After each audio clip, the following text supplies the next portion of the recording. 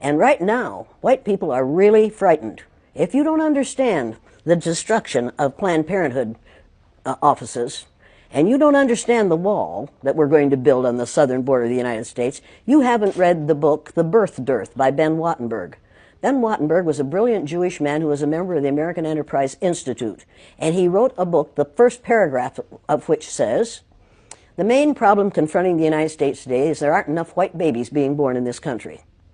He was an advisor to presidents of the United States. He wrote the book in 1987.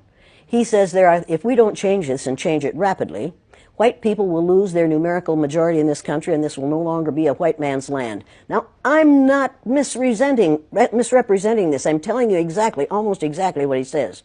He says there are three things we can do to solve this. Number one, we could pay women to have babies, as they have been doing in Western European nations for years. Then he says, and these are his words, not mine, unfortunately, we would have to pay women of all colors to have babies, so we don't want to do that. He says the second thing we could do is increase the number of legal immigrants that are allowed into this country every year. Then once again he says, unfortunately, the vast majority of those wanting to come to this country today are people of color, so we don't want to do that. The third thing he says, and white women had better pay attention to this, 60% of the fetuses that are aborted every year are white. If we could keep that 60% alive, that would solve our birth dearth.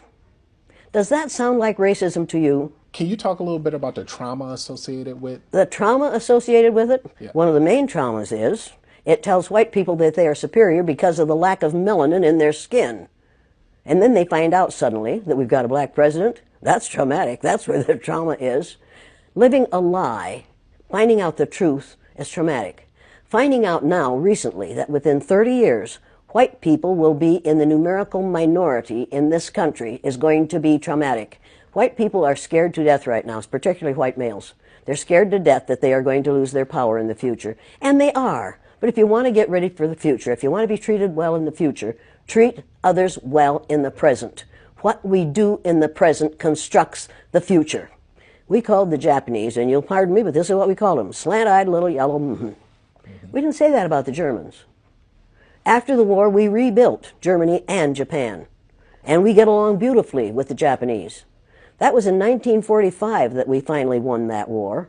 How many years ago was that? Figure that out quickly. I'm not a math person, but... You're not a math person, but you know it wasn't that far. Right. And it didn't take 50 years for us to have peace with the Japanese and the Germans, even though we dropped 2 atomic bombs on Japan. The Japanese hadn't killed 10 million people. Nowhere near that. We didn't drop any bombs on Germany, any atomic bombs on Germany. They were a different kind of people. We couldn't afford to do that. We killed how many Japanese people with 2 atomic bombs? And they forgave us. You want to talk about forgiveness? You want to talk about changing this thing? I cannot understand how Japanese people can stand the sight of any of us, and yet they do. I cannot understand why black people who have been subjected to the ugliness that they've been subjected to in this country can get up every morning and go to work among us and not be absolutely furious. And I don't understand why we allow white people to behave the way they do.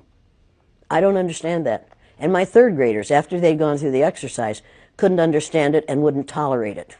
And when they went up to junior high and a junior high teacher used the N-word, one of my former students said, if you're going to use that word, I'm going to go out in the hall until you stop using it, because we don't use that word in this school. That was a 7th grader who told his teacher off. When we have enough students who are willing to confront people who are making racist, sexist, ageist, homophobic statements, we're going to be better off. We have got to stop tolerating the intolerable. If it's intolerable for my black cousins, and every black person on this earth is one of my cousins, if it's intolerable for them, it's intolerable for me. I will not tolerate it. I will not tolerate it. That is not that. I am required not to tolerate that kind of treatment for the people who are related to me. And that's every person on the face of the earth. If your ignorance is such that you'll mistreat somebody because of your ignorance about the color of their skin, don't do it around me. Number one, I've been threatened with death lots of times. Now I say, go for it, fool. My husband died 4 years ago. Being with him would not be a bad thing for me. Death is not the worst thing that can happen to you. Living a worthless, useless life is much worse than dying.